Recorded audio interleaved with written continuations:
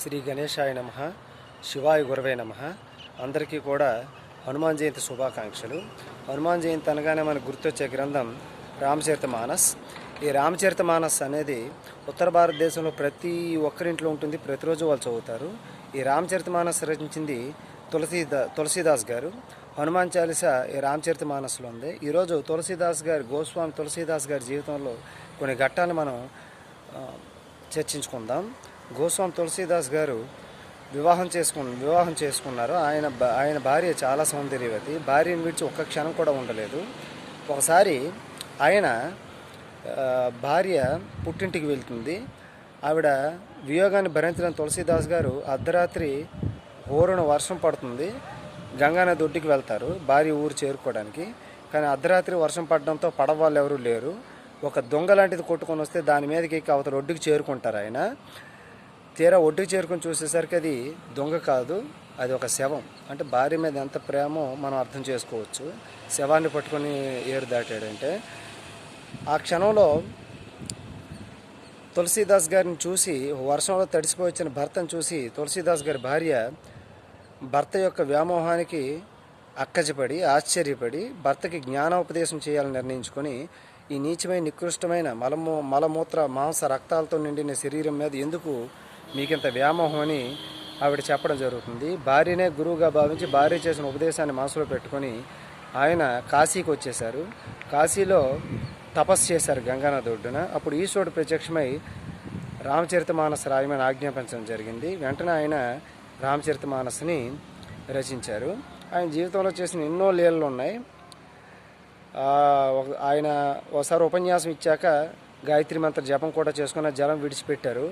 వెంటనే ఆ చెట్టు మీద ఒక బ్రహ్మరాక్షుడు ఉన్నాడు. పాపం శాపవశాత్తు బ్రహ్మరాక్షుడైన బ్రాహ్మణుడు.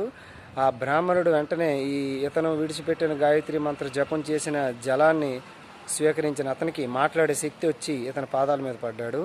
ఇతను తన రాముడి మీద ఉన్న నమ్మకంతో అతనికి పుణ్యలోకాలు ఇవ్వడం జరిగింది. అదేవిధంగా ఓసారి ఒక వయసులో ఉన్న ఒక యువతి యొక్క భర్త అకాలంలో మరణించాడు. ఆవిడ గుండె లవిసేలా ఏడుస్తోంది. ఈలోగా ఈయన తపస్సు చేసుకుంటున్న ప్రాంతం దగ్గరికి వచ్చి ఈయన పాదాలనంటి నమస్కరిస్తే దీర్ఘ సుమంగళి భవాని తులసీదాస్ గారు దీవించడం జరిగింది. చుట్టూ ఉన్న వాళ్ళు గొల్లు నవ్వారు.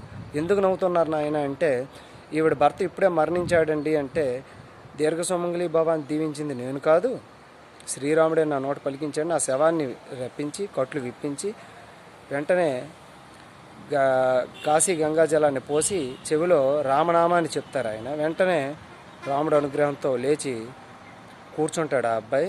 ఆ యువత ఆనందంగా మిగతా అందరూ నమస్కరిస్తారు. చాలామంది ఇతర మతస్థులు మహమ్మదీయులు కూడా హిందూ మతాన్ని పుచ్చుకొని రాముడికి భక్తులయ్యారు. ఇది విన్న అక్బర్ చక్రవర్తి పిలిపించి ఓ చనిపోయిన సైనికుడి శవాన్ని చూపించి బతికించమంటాడు.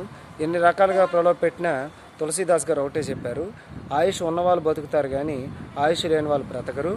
అతను బతికించింది రామనామే తప్ప నేను కాదు, మీ భటుడికి ఆయుష్ తీరిందని.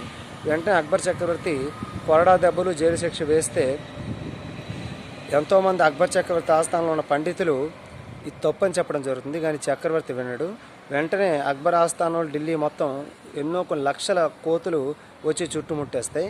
రాముడి యొక్క మహత్యాన్ని గుర్తించిన అక్బర్ చక్రవర్తి తులసీదాస్కు సాష్టాంగ నమస్కారం చేస్తాడు.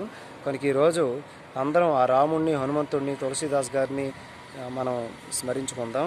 రామచరితమానస్ గ్రంథం గీతా ప్రెస్ గోరఖ్పూర్ వాళ్ళు వేశారు. చాలా బాగుంటుంది, తక్కువ ధరలోనే దొరుకుతుంది, కొనుక్కోండి. హనుమాన్ చాలీసా ప్రతిరోజు చదువుకోండి. శారీరక మానసిక రోగాలు, గ్రహదోషాలు అన్నీ శాంతిస్తాయి. జై శ్రీరామ్, జై హనుమాన్. శ్రీమాత్రే నమః.